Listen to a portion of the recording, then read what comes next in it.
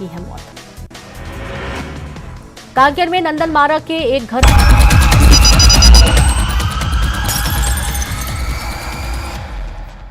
नमस्कार, स्वागत आप सभी का। आपके साथ मैं हूं पुनीत और आप देख रहे हैं क्रिमिनल्स। शादी की भीड़ का चोर हमेशा फायदा उठाते हैं। आजकल शादी हॉल से शादी का पूरा कार्यक्रम होता है, पूरा परिवार वहीं इकट्ठा होता है और ऐसी ही शादी में शामिल होने केरल से एक परिवार आया था। बहन की शादी में शामिल होने के लिए आई महिला की खुशियों पर ग्रहण लग गया। बैग से 3 लाख रुपए की ज्वेलरी चोरी हो गई। चोर सीसीटीवी में हुआ कैद।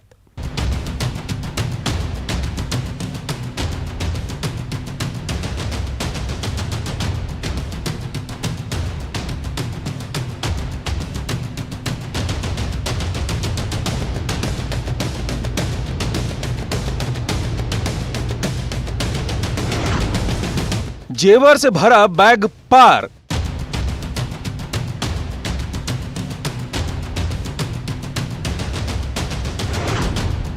सीसीटीवी ने खोला राज।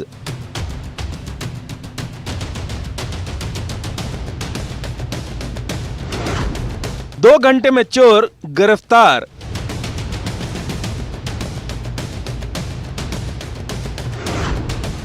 तीन लाख की चोरी 2 घंटे में पर्दाफाश। बहन की शादी में शामिल होने केरल से बड़ी बहन बुरहानपुर आई, लेकिन उसे क्या पता था कि उसका जेवर से भरा बैग चोरी हो जाएगा।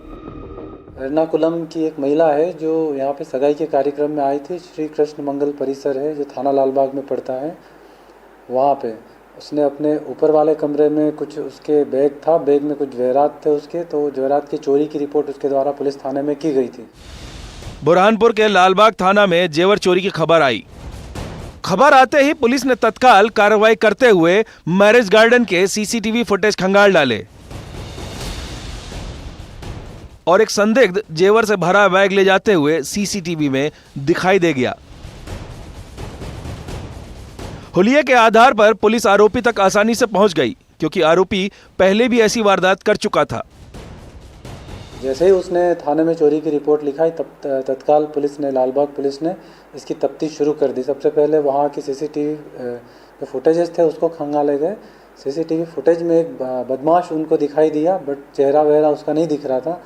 हुलिया के आधार पे एक आइडेंटिफाइड किया गया कि यह हो सकता है।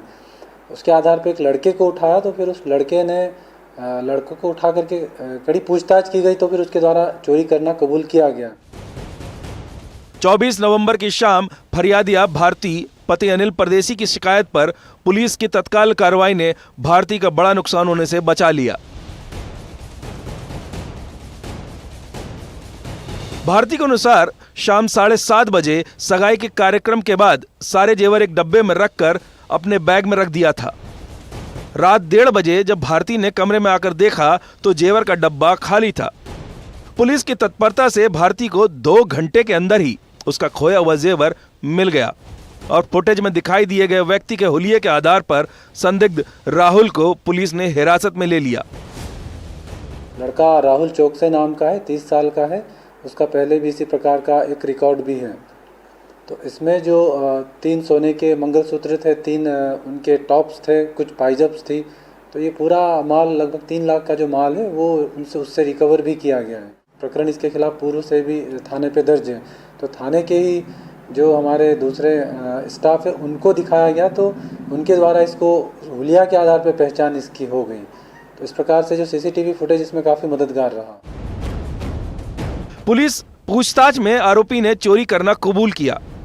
पुलिस ने आरोपी के घर की अलमारी से चुराए हुए सभी जेवरात जब्त कर लिए। बुरहानपुर से शारिक अख्तर के साथ bureau report, news 18 Madhya Pradesh Chhattisgarh. और अब एक ऐसी वारदात लाइव, जब 3 बदमाश एटीएम में दाखिल होते हैं, शटर गिराते हैं। एक बदमाश बाहर पहरा देता है तो 2 मशीन खोलने की जुगत लगाते हैं। मशीन तोड़ भी दी जाती है, लेकिन उसके बाद क्या होता है देखिए जरा।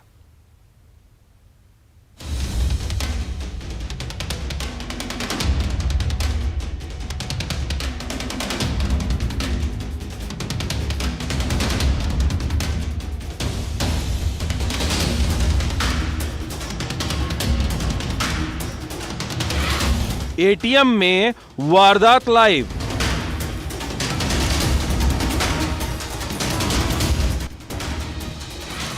शटर डाउन, गुनाह का मीटर ऑन।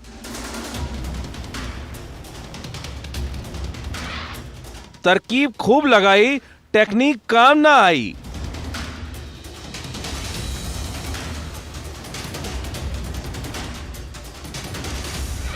वो खाली हाथ आए और खाली हाथ गए। पहले एटीएम की ये तस्वीर देखिए, ये सबसे आखिरी तस्वीर है। एटीएम मशीन तोड़ी जा चुकी है। अब सवाल है, क्या नकदी ले उड़े चोर?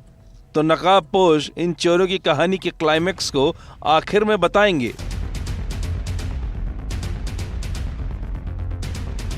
पहले ये तस्वीर देखिए, इंदौर के चंदन नगर थाना इलाके के जवाहर टेकरी रोड पर यह एटीएम इन 3 नकाबपोश चोरों का निशाना बना। ये चोर एटीएम में रात के वक्त दाखिल हुए, शटर नीचे गिराया और काम चालू।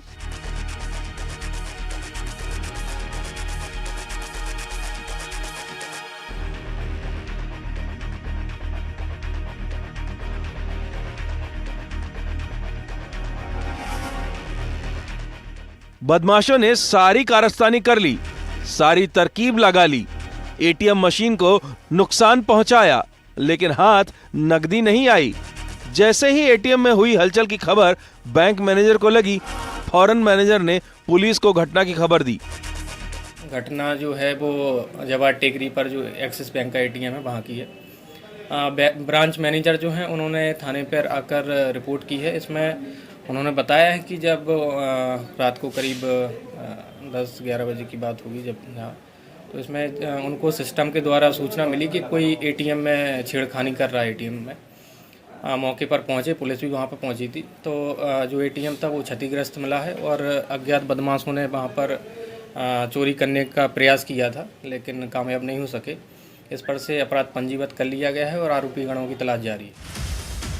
ये चोर खाली हाथ आए और खाली हाथ ही गए।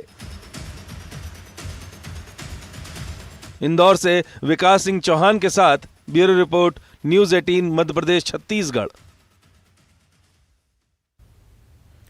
कत्ल की ऐसी प्लानिंग यकीनन आपने नहीं देखी होगी, न सुनी होगी। एक हत्यारा पढ़ा लिखा नहीं था, लेकिन वो किसी और से सुसाइड नोट लिखवाता है, और किसी खुद के लिए नहीं बल्कि किसी और के लिए, और उस शख्स के लिए जिसकी उसे हत्या करनी थी, जिससे हत्या को सुसाइड की शक्ल दी जा सके। देखिए पूरा खेल कितनी तरीके से रचा गया था और कैसे किया पुलिस ने इस पूरे मामले का खुलासा। हैंडराइटिंग में कैद कातिल। ये 2 लव स्टोरी है, जिसमें एक लव स्टोरी का द एंड होता है और दूसरी लव स्टोरी शुरू हो जाती है। इन लव स्टोरी में प्रेमिका एक ही थी, लेकिन प्रेमी 2, और चौथा किरदार था एक ब्लैकमेलर। अब जो आपने सुना उसका कनेक्शन इस क्राइम सीन से करते हैं। सतना के थाना सिंहपुर के ओड़की गांव में 23 साल के रवि की लाश बगीचे में मिली थी, जिसके जेब से सुसाइड नोट मिला, जिस पर लिखा था मेरी मौत का जिम्मेदार नत्थू है। पुलिस इस सुसाइड केस की तफ्तीश कर रही थी, लेकिन इस कहानी में झोल था। पोस्टमार्टम रिपोर्ट से यह खुलासा हुआ कि यह सुसाइड नहीं बल्कि हत्या है। रवि का कत्ल आखिर किसने किया? ये ओड़की गांव है थाना सिंहपुर में। यहाँ पर 20 तारीख को रवि अहरवार उम्र 23 वर्ष की लाश पुलिस को मिली थी, और लाश की जेब में एक सुसाइड नोट भी पड़ा हुआ था। लेकिन जब पुलिस ने पोस्टमार्टम कराया तो मृतक रवि की मृत्यु स्ट्रैंगुलेशन से होना पाई गई। एक ऐसा हत्यारा जो पढ़ना लिखना नहीं जानता था, जिसने रवि की हत्या के लिए दीपक नाम के एक शख्स से सुसाइड नोट लिखवाया, और उस सुसाइड नोट में एक नाम को जरूर मेंशन किया। वो नाम था नत्थू। पोस्टमार्टम रिपोर्ट में जब रवि की हत्या का राज खुला तो सुसाइड नोट में हैंडराइटिंग की तफ्तीश हुई। दीपक से जब पूछताछ हुई तो यह राज बाहर आया, बाला ने उससे यह सुसाइड नोट लिखवाया था। अब सवाल है कि आखिर बाला ने रवि की हत्या के लिए सुसाइड नोट वाली चाल क्यों चली? रवि अहरवार जो कि मृतक है, उसके द्वारा आरोपी बाला अहरवार से पैसे की मांग करना, ब्लैकमेलिंग करना, इन सब परिस्थितियों की वजह से रवि की मृत्यु बाला अहिरवार द्वारा की गई और सुसाइड नोट जो बनाया गया वो दीपक रजक के द्वारा बनाया गया। तो पुलिस ने बाला अहिरवार और दीपक रजक को गिरफ्तार कर लिया है। तो ये कहानी जिस लव स्टोरी से शुरू हुई थी उसी कहानी को हम फिर से बताते हैं। दरअसल 2 लव स्टोरी जिसमें प्रेमिका एक ही थी लेकिन प्रेमी 2, बाला और नत्थू। बाला अपनी लव स्टोरी में दूसरे प्रेमी नत्थू के आ जाने से उससे बदला लेने की फिराक में था। अब सवाल यह भी कि आखिर रवि की हत्या क्यों की गई। तो रवि आरोपी बाला को ब्लैकमेल कर रहा था जिसने 1,50,000 रुपए भी ले लिए थे। यानी एक साजिश से ब्लैकमेलर और अपने रास्ते का कांटा नत्थू दोनों को हटाने की आरोपी बाला ने साजिश रची। सुसाइड नोट में जो अन्य प्रेमी था नत्थू, उसका आरोप लगाते हुए सुसाइड दर्शित करने का प्रयास किया गया था। इस प्रकार से बाला अहिरवार के द्वारा रवि की मृत्यु से, रवि से छुटकारा पाने की कोशिश किया गया एवं जो दूसरा प्रेमी था नत्थू, उसको उसके आरोप में जेल भेजने की साजिश की गई थी। एक कत्ल, 2 निशाना और उसके लिए सुसाइड नोट वाली चाल रोंगटे खड़े करने वाली है। सतना से शिवेंद्र सिंह बघेल के साथ bureau report, news 18 Madhya Pradesh Chhattisgarh. जनता स्मार्ट हो रही है क्योंकि सभी के पास स्मार्टफोन है। स्मार्टफोन का उपयोग बढ़ रहा है। पैसे के लेन देन के लिए भी स्मार्टफोन का इस्तेमाल होने लगा है, लेकिन लेन देन के कई मोबाइल ऐप भी आ चुके हैं। साइबर ठगी के मामले बढ़ते जा रहे हैं। अपराधी ठगने के नए नए पैतरों से जनता को ठग भी रहे हैं। अब आप हो जाइए होशियार, क्योंकि कहीं अगला शिकार आप तो नहीं बनने वाले।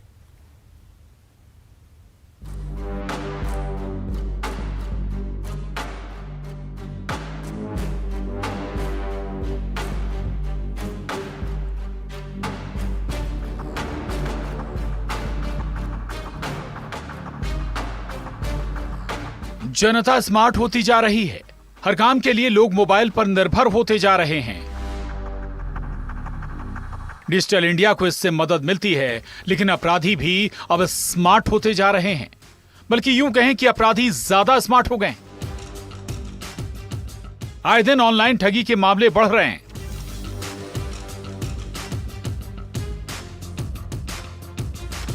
मामला छत्तीसगढ़ के धमतरी का है। यहां एक स्थानीय व्यापारी और साइबर के मामले में अच्छी जानकारी रखने वाला युवा भी ठगों का शिकार बन गया। इतना जानकार होने के बाद भी मैं वहाँ पे उनके चंगुल में फंस गया। जो फंसाने वाले हैं वो बहुत ज़्यादा तेज हैं और उनके पास बहुत सारे नए बहाने। मैं 3 बार मोबाइल काटा, उसके बाद भी मेरे को बातों में फंसा कर मात्र 15 मिनट में जैसे ही मेरे को समझ में आया कि ये लोग फंसा रहे हैं मेरे को, तो 3 बार मोबाइल काटा मैं और तीनों बार वापस कॉल करके मेरे को सिर्फ बाद में फंसाया। मेरे को बाद में फंसाया कोई दिक्कत नहीं है, लेकिन उसके बाद भी मेरे अकाउंट से बगैर मेरे OTP दिए वो पैसा खाली कर दिया। धमतरी में कैटल फूड का काम करने वाले रानू डागा लंबे समय से एंड्रॉयड मोबाइल चलाते आ रहे थे। अपने ग्राहकों से लेन देन भी वो ऑनलाइन ही करते थे। अचानक ऑनलाइन ट्रांजैक्शन में रानू को परेशानी होने लगी। मदद के लिए इंटरनेट से कस्टमर हेल्पलाइन नंबर ढूंढा और यही रानू की सबसे बड़ी गलती साबित हुई। उसमें कोई भी मेरे ग्राहक जो भी पैसा डालते थे तो वो पैसा गलत दिखाता था, अकाउंट में बराबर आता था। तो मैं थोड़ा परेशान था, मेरे को भी बार बार देखना पड़ता था। तो मैं गूगल में सर्च करते हुए गूगल पे का नंबर की जानकारी के लिए मैं गूगल को सर्च किया तो एक नंबर आया। मैं उस नंबर में दबा के बात करने चाहा तो उन्होंने मेरे को पहले बोला कि आपका हो जाएगा, ठीक हो जाएगा, आप मोबाइल को अपडेट कर लो। मतलब मोबाइल मेरा अपडेट है मैडम।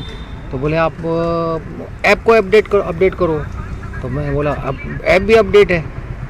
तो उन्होंने बोला मेरे को कि हम आपको एक लिंक वो क्या बोलते हैं, एक ऐप बता रहे हैं, उस ऐप को डाउनलोड करोगे, उसके बाद हम आपको उसको ठीक हो जाएगा करके। कस्टमर केयर से जो भी कहा गया रानू ने वैसा ही किया। रानू ने एक अनजान ऐप अपने मोबाइल पर डाउनलोड कर लिया। बातचीत करीब 15 मिनट चली और इसी दौरान रानू के खाते से 95,000 रुपए पार हो गए। तो मैं उस ऐप को जैसे ही डाउनलोड किया उसके बाद मेरे को समझ में नहीं आया। 10:35 हुआ और 54-55 मिनट में मेरे अकाउंट से पूरा 91,500 रुपये पूरा ख़त्म हो गया। थाना कोतवाली में एक आवेदन प्राप्त हुआ है जिसमें ऑनलाइन फ्रॉड की सूचना प्राप्त हुई है। इसमें जो मोबाइल नंबर है उसको ट्रैक किया जा रहा है और अकाउंट को होल्ड भी करने के लिए प्रयास किया गया है। वैसे ऑनलाइन ठगी को रोकने के लिए साइबर सेल द्वारा भी पहले भी ऑनलाइन नंबर जारी किए गए हैं जो टोल फ्री होते हैं। उन पे कांटेक्ट करके अपना जो भी घटना होती है उसकी सूचना तत्काल दी जाती है और जो भी पैसा है वो तत्काल रूप से ही होल्ड कराया जाता है। पुलिस ठगी की शिकायत दर्ज कर जांच कर रही है, लेकिन जनता को बेहद जागरूक और सजग रहने की जरूरत है। जैसे जैसे तकनीक में नया अपडेट हो रहा है, साइबर अपराध में भी अपडेट हो रहा है। धमतरी से अभिषेक पांडे के साथ bureau report, news 18, Madhya Pradesh, Chhattisgarh. Criminals में इतना ही। नमस्कार।